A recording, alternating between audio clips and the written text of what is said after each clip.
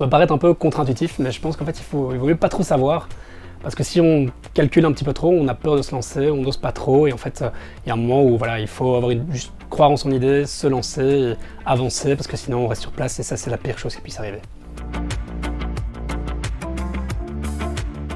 Bonjour, je m'appelle Sébastien Decorde, et j'ai 27 ans. Alors j'ai travaillé pour une chaîne de télévision, et du coup je m'occupais d'organiser les tournages de cette chaîne de télévision. Alors Click & Rush est né pendant le premier confinement. À ce moment-là, en fait, j'avais un peu de temps libre parce que j'avais un peu moins de contrats. Et puis à ce moment-là, il y a des amis à moi en fait qui avaient besoin de faire connaître leur commerce ou leur petite entreprise et on devait faire ça à distance. Du coup, je les guidais par téléphone pour qu'ils fassent leur prise de vue. Ils m'envoyaient ce qu'ils avaient filmé et moi je faisais le montage vidéo. Plateforme digitale sur laquelle il est possible de déposer vos prises de vue faites avec votre smartphone et derrière on a des monteurs professionnels qui vont venir professionnaliser vos prises de vue par le montage et la post-production.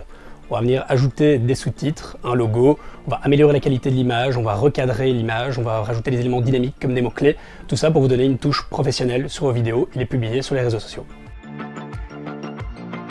J'ai toujours voulu lancer un projet entrepreneurial. Ça aurait pu être autre chose, ça aurait pu être dans la cuisine ou alors dans quelque chose de plus artistique, mais voilà, c'est la vidéo, c'est ça que j'ai aussi étudié et c'est là-dedans que j'ai travaillé. Donc voilà, maintenant j'ai lancé un projet d'entrepreneuriat en vidéo et je suis très heureux avec ça. Me lever déjà, je prends toujours un peu 10-15 minutes avant de me lever. Ensuite, je me fais des œufs, je mange quasiment des œufs tous les matins, des œufs sur le plat. Et puis alors j'ai ma journée, on a une réunion, puis après on répond d'abord aux mails les plus importants. On essaie de brainstormer aussi sur des nouvelles idées de campagne publicitaire. Et puis en fait à la fin de la journée, en général, j'essaie de finir par des tâches un peu plus simples et répétitives parce que j'ai le cerveau en bouillie.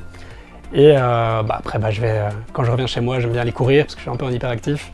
Donc j'ai besoin de me vider la tête et d'aller courir un bon 5 km au moins.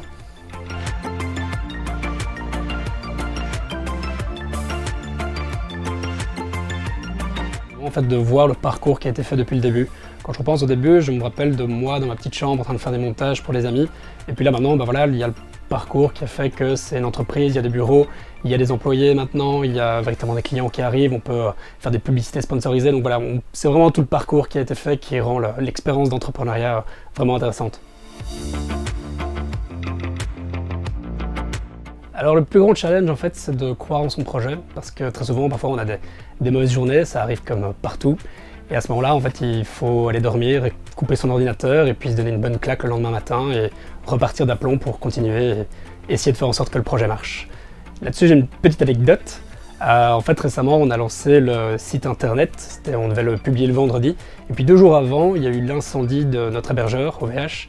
Et du coup, on ne savait pas implanter le nouveau site, on était bloqué pendant 24 heures, on ne savait pas trop si on pouvait un jour le déployer à temps, et finalement ça s'est bien passé, mais voilà, c'est les petits aléas de la vie d'entreprise et il faut faire avec.